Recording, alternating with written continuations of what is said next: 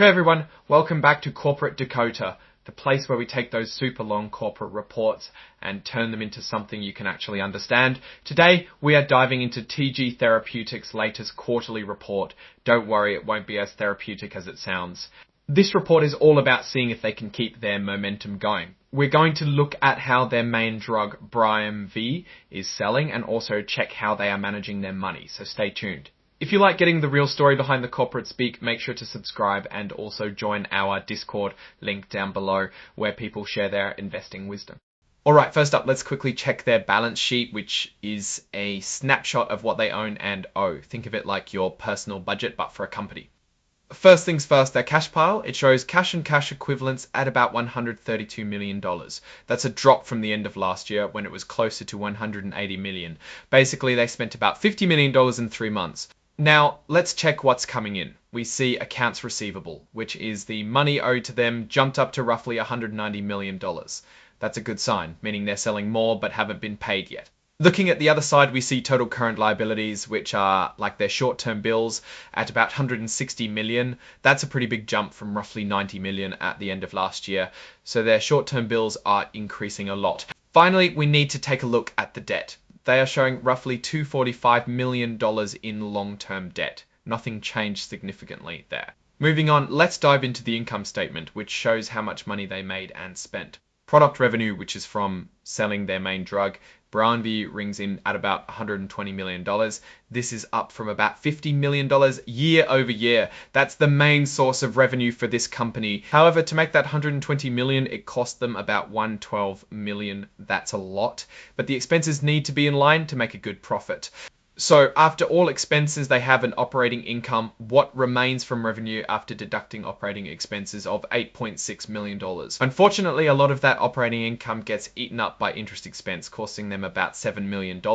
Remember that debt from before? This is the cost of carrying it. After taking taxes into account, they end up with a net income, or what's left after paying everything, of about $5 million.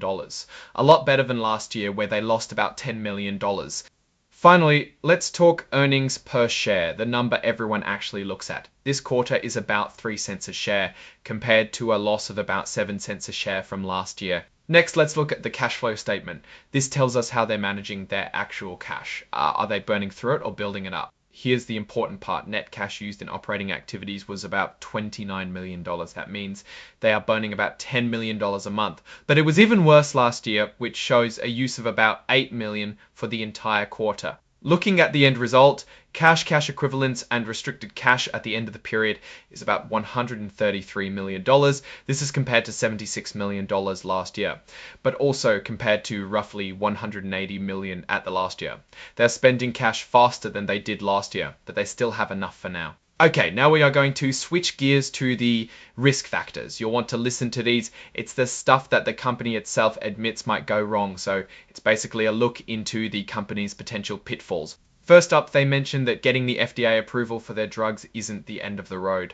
They might have limits on what the drug can be used for or have to do more testing after it's already on the market. And if they mess up those post-market requirements, they could lose the ability to sell the drug. Now, here's something that is important to note for any drug company. If their drugs like BRIUMV end up having bad side effects, it could really hurt things. That is because people might stop using it or regulators might take it off the market, which is bad for business. This one is pretty standard, but they acknowledge that they are up against some tough competition. Other companies could come up with drugs before them or just do a better job selling them, leaving them behind. Alright, here is the final risk to be aware of. Their debt can make it tough to manage money and grow. If they take on more debt, it just tightens the screws even more tight. Now let's zoom out and take a look at the bigger picture of what's going on with TG Therapeutics. Even though they started off with a loss, they managed to make a profit this time around, which is a great sign. BRIUMV sales are up, but so are their expenses. It's a good sign that their commercialization strategy seems to be working, but it's not perfect. One thing that worries me is their cash burn rate, the amount of money they are spending. They are burning through cash, and while they say they have enough for the near future, they might need to get more later, which could dilute your shares. Also, those debt levels aren't exactly comforting. One thing to keep in mind is the volatility of the stock. This can create both opportunities and dangers, so it's better to be careful here. Ultimately, that's the story according to the numbers. So what do you think is the deal with TG Therapeutics after taking a look at these financials? What's the trend of this company? Let me know in the comments below. If this deep dive helped you out, hitting that like button really helps, and subscribe for more. Remember to also join our Discord linked in the description below, where we talk about financial statements and investing. Thanks for watching, and see you in the next one.